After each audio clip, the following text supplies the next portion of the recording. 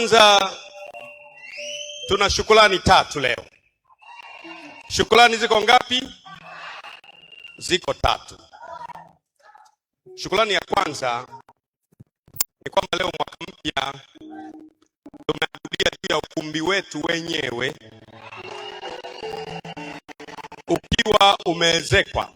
Hebu angalia juu, alafu sema asante Yesu.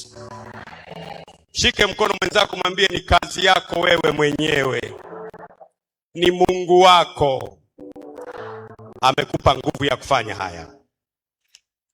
Shukrani ya pili ni kwamba tunavuka mwaka, tunatoka mwaka 2025, mwaka wa malango kuinuka ili mfalme wa utukufu aingie.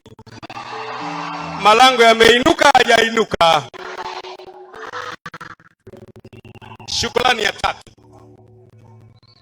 Shukrani ya tatu ni kwa sababu umetoka kwenye vita kubwa sana na umeshinda, na Mungu amekupa ushindi mkubwa sana. Hebu mpigie Bwana makofi kwa sababu ya ushindi ambao Mungu amekupa. Nimewahi mapema kuwakatiza watu wa Platform Choir kwa sababu wana nyimbo nyingi na imebaki dakika 4 tu ili ifike saa 6. Kwa hiyo niliwaza kwamba wanaweza wakaimba saa 6 alafu tukashindwa kupokea mwaka mpya vizuri zaidi.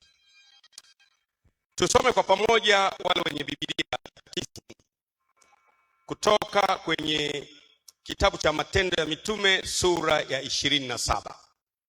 The Book of Acts of Apostles and chapter 27 na mstari wa 25. Matendo ya Mitume sura ya 27 mstari wa 5.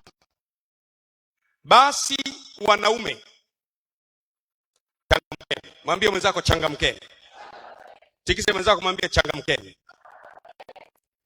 Kwa sababu kuchangamka kwenyewe ni kwa sababu na muamini Mungu ya kwamba yatakuwa vile kama nilivyoambiwa.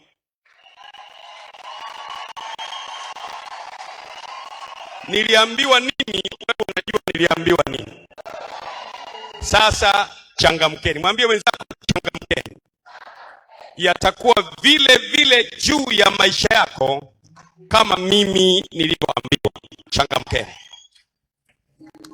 Tutashare hili neno baada ya kuwa nataka kufundisha, lakini nilitaka niseme maneno mawili matatu kwamba Mungu amekupa ushindi.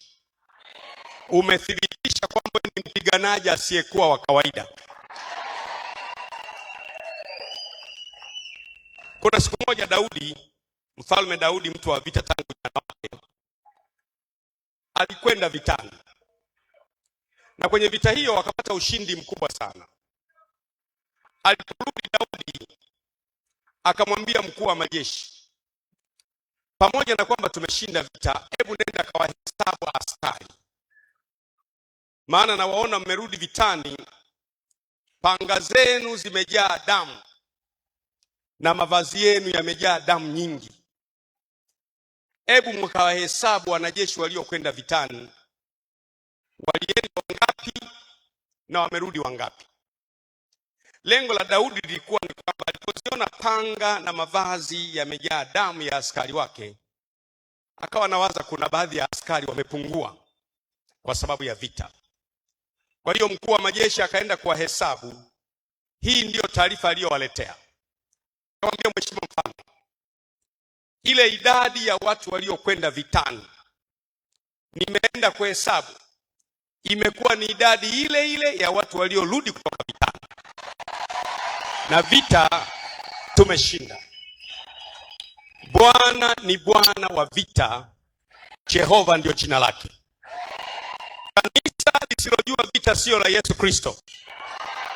Kanisa la Yesu Kristo halikuzaliwa kwenye hoteli, limezaliwa msalabani, wakati mwanzilishi wake amevaa taji ya miba. Limezaliwa msalabani wakati mwanzilishi wake akiwa na taji ya miba. Hebu tusimame tumpigie Bwana makofi makubwa kabisa. Piga makofi makubwa kabisa. Na sasa ni saa 6 kamili usiku, mwaka mpya.